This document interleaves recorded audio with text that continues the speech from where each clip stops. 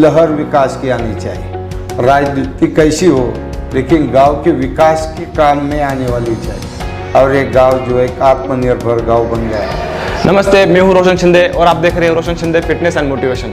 दोस्तों, आज हमारे साथ जुड़े हैं हिवरे बाजार के सरपंच तथा पद्मश्री पुरस्कार से सम्मानित पोपटराव जी पवार।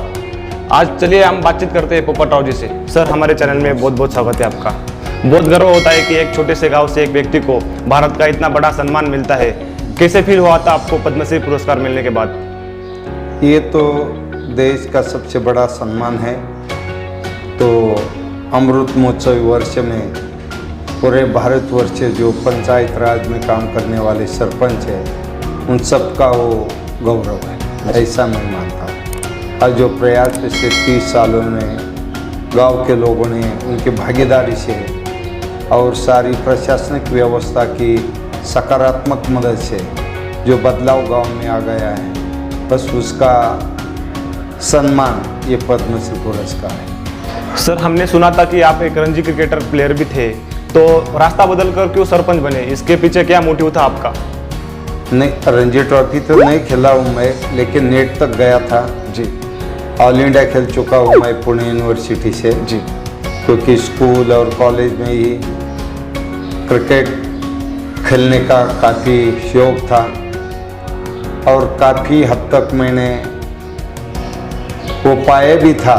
लेकिन उसी वक्त मैं गांव की पंचायत में आके सरपंच बन गया तो थोड़ा खेल छोड़ दिया और पूरा वक्त गांव के विकास के बारे में सोचने में चला गया। एक पंचायत, लोगों की भागीदारी, सभी केंद्र राज्यों की योजना स्कीम, और इसी के कारण गांव में जो बदलाव आ गया, बस वही बदलाव आज मुझे खुशी का मौका दे रहा है। क्रिकेट का तो करियर नहीं बन सका, लेकिन ग्राउंड और क्रिकेट के कारण एक टीम वर्क, हार गए तो डिप्रेशन में नहीं जाना, जीत गए तो हवा में नहीं उड़ना। तो बस ये पेशेंस की समझ मुझे और फिटनेस वही से मिला, और इसका फ़ायदा मैंने गांव की जो तरक्की है, विकास की नीति है, इसमें एक टीम वर्क के तहत उसका उपयोग किया और इसका मुझे फ़ायदा हुआ। सर, आपके नेतृत्व में आप गांव को इतने बड़े लेवल पर लेके गए और गांव वालों का कितना सपोर्ट था आपको? नहीं, सभी लोगों की भागीदारी ठीक करके तो पिछले 30 साल में जो भी प्रयास हुआ वो एक एक टप्पा पूरा करके हम आगे आगे चले जाए और एक गांव जो एक आत्मनिर्भर गांव बन गया। तो लोगों की भागीदारी बहुत बड़ी, 100% लोगों की भागीदारी आज भी है, कल भी रहेगी। सर, गांव का विकास और गांव को देश की लेवल तक लेके जाने के लिए किन किन चीज़ों की ज़रूरत पड़ती है? कि गांव का विकास करना है तो पहला ये होना चाहिए कि मुझे क्यों गांव का विकास करना है। कुछ मिलने वाला है, सम्मान हो, पैसा हो, या गांव की जो हालात है वो हालात देखकर गांव के हालात में सुधार लाने का प्रयास करना। तो इसके लिए जो है कि आपके पास वक्त चाहिए, पूरे गांव का जो उसकी कुंडलिनी आपके हाथ में होनी चाहिए, क्या समस्या है उसके आधार पर प्लानिंग होना चाहिए। वो प्लानिंग में लोगों की भागीदारी होनी चाहिए, जहाँ ज़रूरत है वहाँ श्रमदान और लोकल कंट्रीब्यूशन होना चाहिए, और प्रोग्राम में पारदर्शिता आनी चाहिए, सोशल ऑडिटिंग, पैसा आता है कैसा, जाता है कैसे, और निर्णय प्रक्रिया में आम आदमी की भागीदारी। ये कुछ गिने चुने चीज़ें हैं, वो अगर नेतृत्व के पास है तो अपने आप एक एक काम आसानी से हो जाता है। सर, हमने कई जगह में देखा है कि एक ही गांव में 2 या 3 पार्टियां बन जाती है। ऐसे हालात में गांव का विकास रुक जाता है। तो ऐसे हालात में आप उन गांव वालों को क्या संदेश देंगे?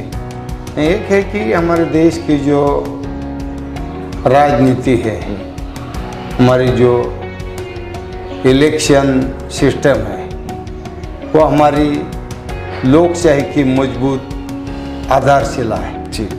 हमें अगर लोकशाही को मजबूत करना है, उसके नीतियों मूल्यों को मजबूत करना है, तो इलेक्शन होना चाहिए। लेकिन इलेक्शन से कोई चुन के आने वाला है, कोई चुनाव हारने वाला है। लेकिन चुनाव खत्म होने के बाद गांव के विकास के बारे में सब इकट्ठा आना चाहिए। जहाँ गलती है वहाँ अपोज करना चाहिए, जहाँ गलत काम चल रहा है वहाँ विरोध करना चाहिए। ये सत्ताधारी और विरोधी पार्टी की नीति होनी चाहिए, गांव से लेकर राज्य से लेकर दिल्ली तक की। क्योंकि आखिर इलेक्शन से हमें क्या पाना है, तो लोगों को सारी सुविधा देनी, गांव की सुविधा हो, शहर की हो, जैसा का बिजली, पानी, सिंचाई की सुविधा, रास्ते,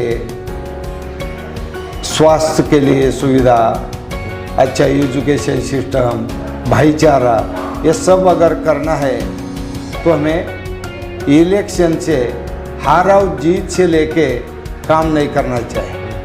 कोई तो जीत के आने वाला है और कोई हारने वाला चाहिए, तो दोनों मिलके एक ही मकसद होना चाहिए कि अच्छा है तो हम सपोर्ट करेंगे, गलत है तो वह विरोध करेंगे। तो अगर अच्छा क्वालिटी का काम होगा तो अपने आप गांव में बदलाव आ जाता है। खाली इलेक्शन आज के हालात में हम देख रहे हैं कि इलेक्शन में गलत तरह से आज शराब, पैसा, गुंडागर्दी, इससे क्या है, गलत लोग अगर चुन के आ जाएंगे तो काम गलत ही होता है।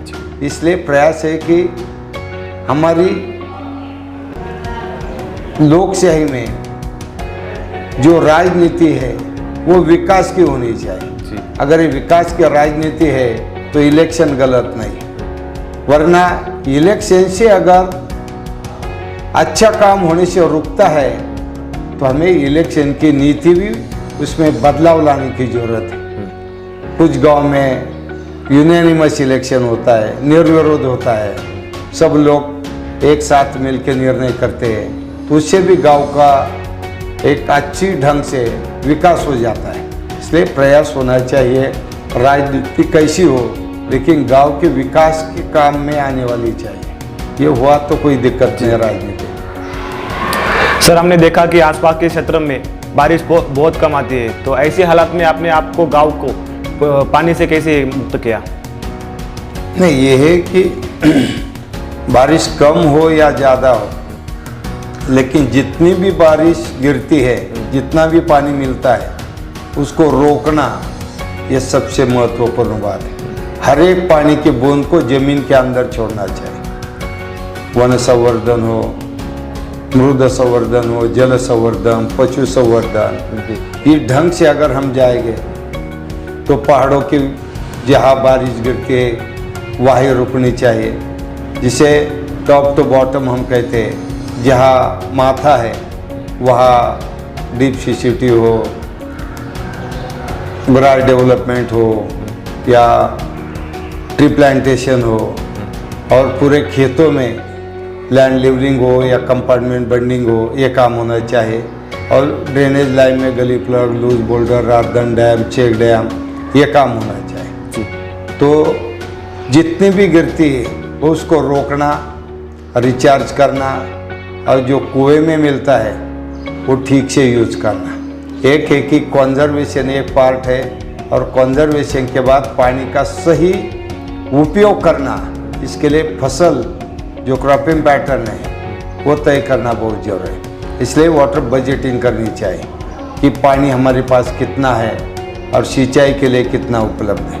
वो उसके आधार पर अगर क्रॉपिंग पैटर्न किया तो कम बारिश में भी हम अच्छे ढंग से जीना सीख जाते हैं। वरना पानी आ गया तो सबको मार्केट में जिसके अच्छे दाम मिलेंगे वही फसल करने जाते हैं, जैसा कि गन्ने की फसल हो या 12 महीने के लिए हॉर्टिकल्चर हो, बागबानी करते हैं। अब इससे पानी कम हो गया, क्योंकि पानी हमारा कितना है हमारे पास, जैसा बैंक में हम 100 रुपये डालते हैं जी तो 110 रुपये नहीं निकाल सकते, वैसा ही पानी के बारे में हमारी ज़मीन के अंदर कितना पानी है उसके आधार पर हमारा फसल नियोजन होना चाहिए। ये अगर एक बार हुआ तो कोई दिक्कत नहीं आती। तो हिवरे बाजार का सक्सेस यही है कि यहाँ ज़्यादा पानी वाली फसल को बंद कर दिया हमने।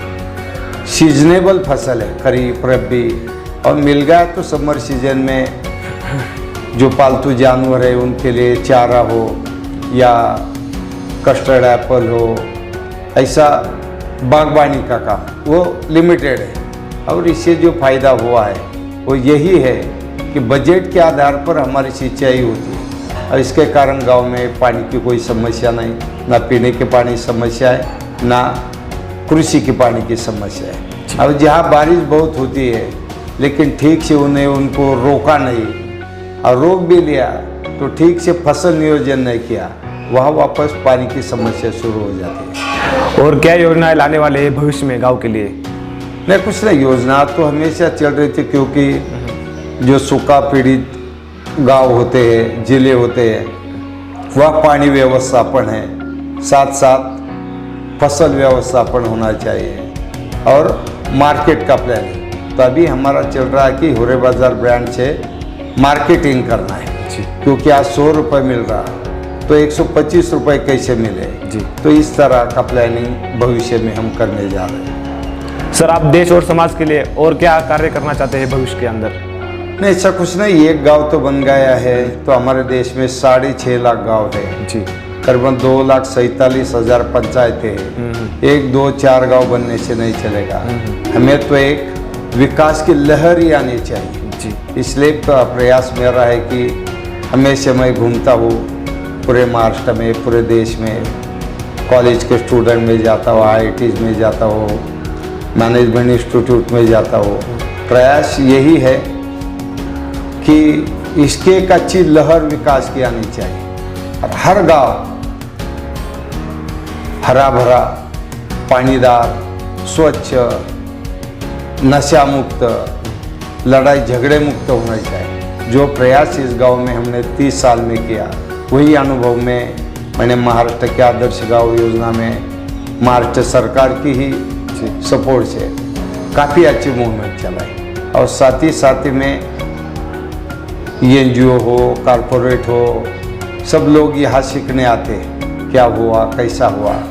तो चलो उन लोगों को भी हमारा ज्ञान जो है दे दिया तो बढ़ जाता है। तो प्रयास ये है कि आज तापमान के बदलाव के कारण जो समस्या पूरे मानवता के सामने है वो उसका कुछ तो भी हल ढूंढ के वहाँ एक प्रयास करके हमारे रिसोर्सेस जितना शोषित हुए हैं वो उसको और स्ट्रेंथन कैसा किया जाए, बस यही काम पूरे भारतवर्ष में करना है। धन्यवाद सर, आपने आपका अनमोल समय दिया और ये वीडियो देखकर बहुत सारे लोगों को इंस्पायर प्रेरणा मिलेगी। धन्यवाद सर।